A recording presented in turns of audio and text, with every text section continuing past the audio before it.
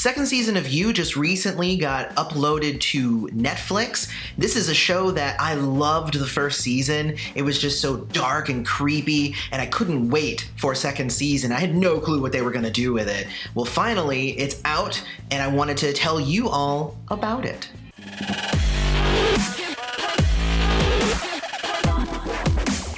Hey everybody, welcome back to the Turnout. I'm your host, Eloy. Don't forget to check us out at usaaudiences.com for special event and movie screening invites. Also follow us on Twitter at the Turnout USAA. So You is one of those shows that I wasn't really sure what to expect going into it. You know, there's a whole lot of shows that are like stalkers, the woman gets stalked and then she eventually gets away and everything. For the first season of You, that's kind of what I was expecting.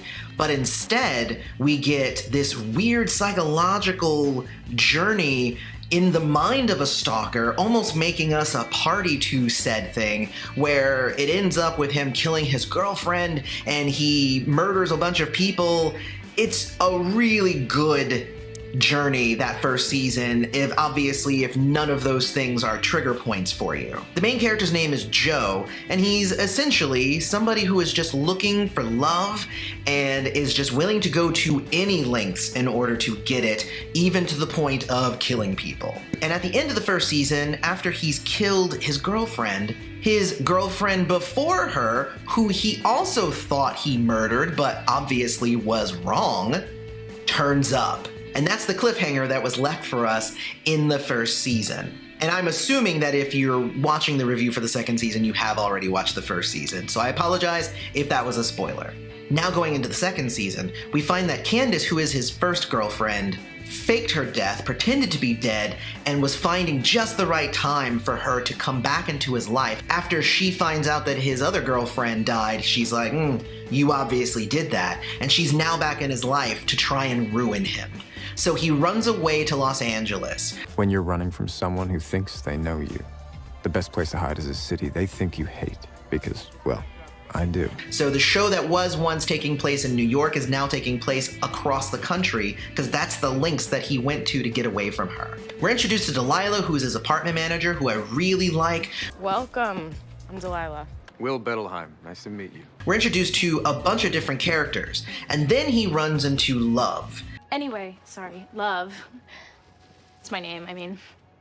No. Cool. It's nice to meet you, Love. No way. And Love is obviously the new love interest for the season. But she carries a lot of baggage with her. Not only is she a widower, but she had a pretty crazy upbringing and has to take care of her brother, who is only a couple of years younger than her, named 40, who we also find out is a little psycho. But Joe really is trying to resist. He's like, I should not be trying to go after her. I really need to have a regular life. And then she honestly basically forces him to date her, which is a little bit of a different of like reversal of roles. It was almost like she was stalking him. And I'm not going to spoil too much about the second season, but I will say that it does actually have a lot of interesting parallels to the first season. There's a kid that he kind of feels protective over, just like in the first season. There's like a guy who hangs around the building. In this case, it's a cop, but like, I have a bad feeling about that guy. Honestly, the most refreshing addition to this weird kind of balance of the character is 40, because Joe realizes that if he is going to be with Love, he also has to learn how to accept 40 almost like they're in a throuple. Well, that's accidentally horrifying. So it's an interesting kind of balancing act there, because he has to win Love, also win over 40, and also keep the murders that he has done hidden. And also Candace shows back up, so he has to now hide that.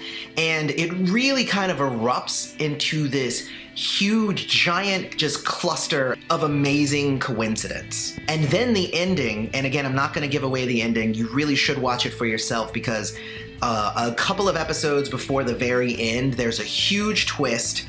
And then the ending itself is just perfect. So many good things that I have to say about this. Definitely, if you enjoyed the first season of You, you definitely need to go watch the second season of You, because it is out and it is really, really good. I binged it in 2 days. That's how hooked I was to it. But also, if you haven't watched the first season yet, you better go check that show out. You is such a great show.